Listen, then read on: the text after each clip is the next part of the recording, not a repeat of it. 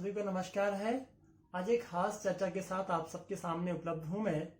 इस कोविड-19 के समय सबसे जो बड़ी समस्या हम सबके सामने या सुनने में आ रही है वह है कब्ज की समस्या। घर में बैठे बैठे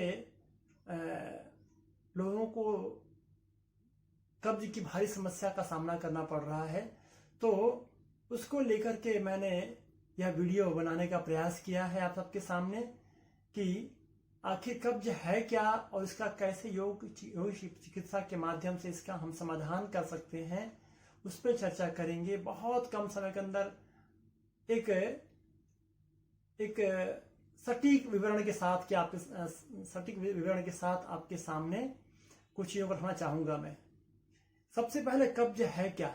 देखिए, मल का सही विसर्जन न होना ही कब्ज है। आपका पेट साफ ना हो वही कब्ज है। तो आप यह समझिए कि आपके पेट में मल इकट्ठा हुआ है, विजातीय टॉक्सिक इकट्ठे हुए हैं और बाहर से जो वायरस बैक्टीरिया जाते हैं या रोगाणु जाते हैं, उनको वहां प्लेटफॉर्म मिलता है। क्योंकि ऑलरेडी आपके टॉक्सिक वहां पर है, गंदगी जमा हुई है, तो उनको एक एटमॉस्फेयर मिलता है, उनको वातावरण मिल जाता है पनपने के लिए, तभी वह रोग का रूप धारण कर लेते हैं। जिस प्रकार से अगर आपका घर साफ है, स्वच्छ है, कोई एरिया साफ है, स्वच्छ है, तो वहां पे रोग नहीं फैलता है। लेकिन जहां पर ऑलरेडी गंदगी है, कूड़ा है, वहां पर उनको सपोर्टिव इन्वायरमेंट मिल जाता है, उनको पनपने के लिए जगह मिल जाता है। उसी प्रकार से अगर हमारा पेट में कब्ज है, तो उन रोगाणु को, विषाणु को, बैक्टीरिया, वायरसेस को एक सहायता के रूप में वह स्थान मिल जाता है। अतः सबसे कम समय यह समझिए कि कब्ज कोई रोग नहीं है। अतः कब्ज एक डिसऑर्डर है, आपके लाइफ स्टाइल। अगर हमने गलत खाना खाया, गलत हमारा रहन सहन है, गलत हमारा कोई समय नहीं है, बेमेल खाना खा रहे हैं, तो इन सब की वजह से कब्ज धारण करता है। हमारा स्ट्रेस लेवल हाई है, हम टीवी देख रहे हैं, खाना खा रहे हैं, फोन देख रहे हैं, खाना खा रहे हैं, इन सब कारणों से यह हमारा अन्न का पाचन सही नहीं होता है। अब मैं सिर्फ 3 सूत्र कहूंगा, क्योंकि कारण ही निवारण है। अगर हम कारण को समझ लें तो फिर कब्ज होने को कोई वजह ही ना हो। तो कब्ज क्यों होता है, तो सिर्फ 3 बातें रखेंगे आपके सामने हम कि कब खाएं, खाने को कब खाना है। यह आप गांठ बांध लीजिए कि खाना जब भूख लगे तभी खाना खाइए। जब भूख लगे तभी, ऐसा नहीं कि कोई दोस्त आ गया, कोई मित्र आ गया, कोई अच्छी चीज सामने परोस दी गई, आपने खाना खा लिया, भूख नहीं है, आपने ठूस लिया, डस्टबिन की बात नहीं। जब आपको तीव्र भूख लगे, आप यथाग्नि प्रदीप्त हो, उस समय ही आपको उसमें आहार डालना है। यह घाट बांध लीजिए। दूसरी बात यह है कि कैसे खाएं। कैसे खाने का मतलब तात्पर्य यह है कि ऐसा नहीं कि आप टीवी चल रहा है, फोन आप लगाए हुए हैं, लैपटॉप ऑन है और खाना खाए जा रहे हैं। नहीं, अन्न को ब्रह्म कहा गया, आहार को ब्रह्म कहा गया। आप शुद्धता के साथ, शुद्ध रूप से, एक मनोभाव के साथ उसको अन्न को ग्रहण कीजिए, पूरे साफ सुथरा होकर के व्यवस्थित तरीके से परमात्मा को नमन करते हुए अन्न को ग्रहण कीजिए। शुद्ध विचार के साथ, अच्छे भाव के साथ, सब कुछ भूल करके अन्न को ग्रहण कीजिए। और तीसरी बात यह है कि क्या खाएं?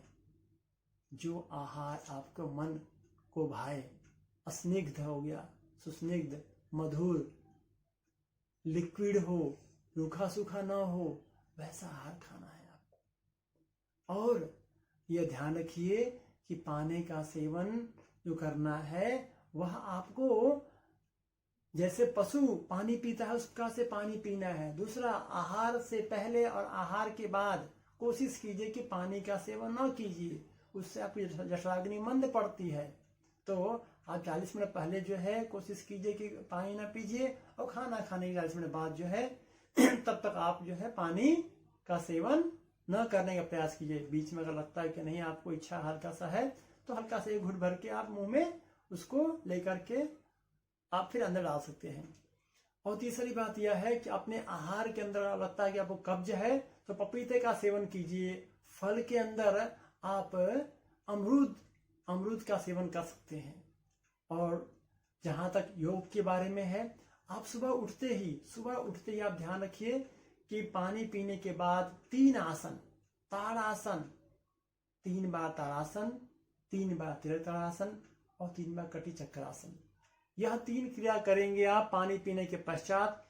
और जाते ही वॉशरूम के अंदर आप अपने लेफ्ट लेग को, बाएं पंजे को दबा करके बैठिए।